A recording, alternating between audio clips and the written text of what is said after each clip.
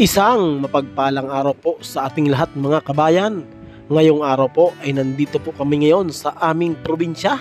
At sa pagkakataon po nito ay sumama po kami dito sa parade na ginaganap. Ipinarada po itong aming poon sa Nicolas de Tolentino, ang patron po na gumagabay sa aming barangay. Dito po siya ipinarada sa dagat. Yan, dito po sa tabing dagat dito sa aming lugar. Mga kabayan, kaya nga po pala siya ipinarada dito sa tabing dagat ay ngayon po ay piyesta dito sa aming lugar.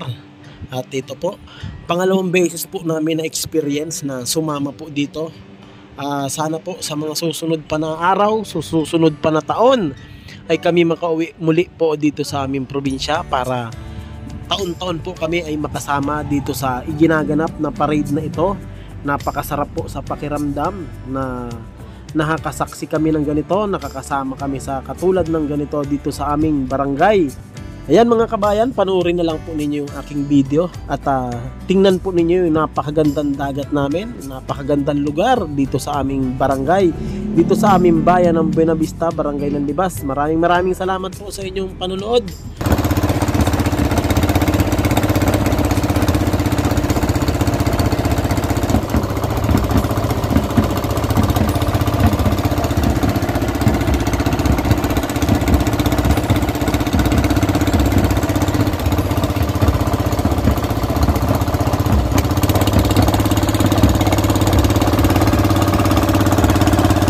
Dito na tayo sa Pagatpat.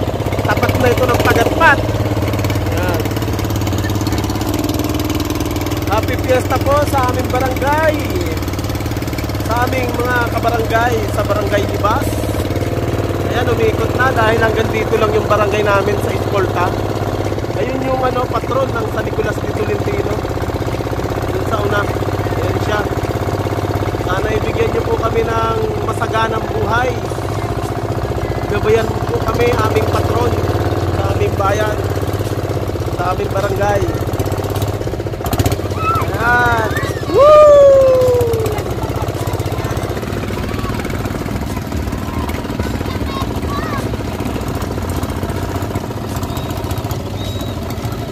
One, two, three, four. Ay, naging pito na, may humabol.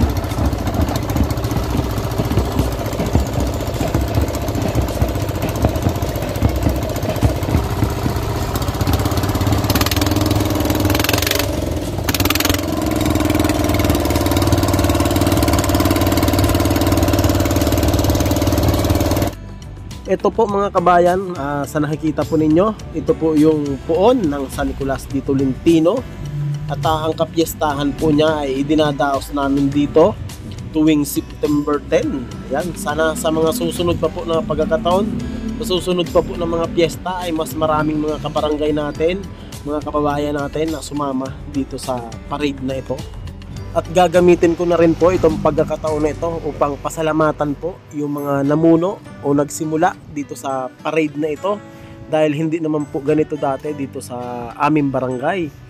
Sana magtuloy-tuloy po ito at sana suportahan po natin mga kabarangay natin itong mga ganitong gawain dito sa ating barangay.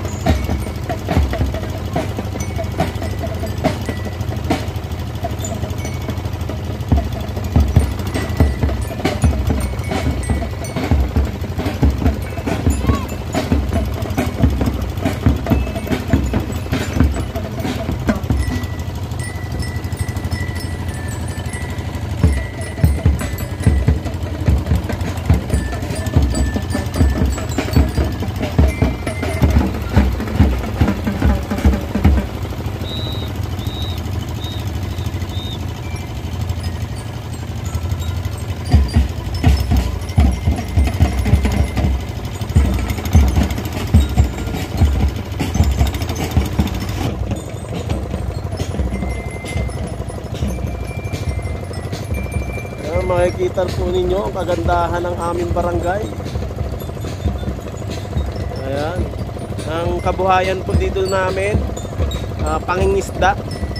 Ang kadalasan po ay pangingisda. Tsaka sa bukid po, Yan, makikita naman po ninyo tabing dagat, tapos nasa baba po kami ng mga bundok. Ayan, yun po yung kabuhayan namin dito. Dito po sa amin walang problema, yung mga pang-ulam lang. Pumunta ka lang dito sa dagat, libre na ulam ninyo dito. Kasarap balikan ng ating barangay, ang ating pinagmulan. Kahit saan man tayo pumunta, hindi natin malilimutan ang ating pinanggalingan, ang ating mahal na barangay ng Libas. Ayan o, doon po kami nakatuloy sa bahay na yun. Ayan. At the same time po, blessing nung bahay ng ano namin, blessing po ng bahay ng kapatid ng misis ko. Kaya napauwi talaga kami dito sa probinsya. Kaya sisikapin natin na taon-taon uuwi tayo tuwing fiesta dito. Dahil napakasarap naman talaga dito magbakasyon. Dahil itong pupuntahan naman po namin ay Sitio Mahicod at saka Sitio Payasan. Barangay pa rin po natin ang Libas. Nakikita nyo ba yung mga usok na yan sa mga bahay? Kaya umuusok po yan, nagsisilutuan na po yan ng mga pagkain. Dahil mamaya-maya po, darating yung mga bisita nila ng mga bahay-bahay na yan. Dito po kasi sa amin, yun po yung kaugalian. Pag piyesta, nagluluto, naghahanda. Dahil may darating na mga bisita, mga kaibigan, mga kamag-anak, mga kakilala.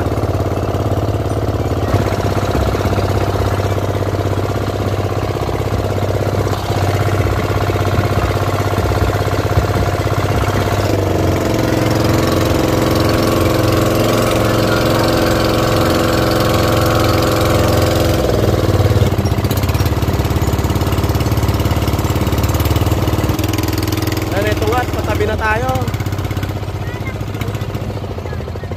Hello! Yan. Doon po yung ano namin, yung sa Nicolas de Tolentino Church. Itong lugar na ito, itong diretsyo na ito.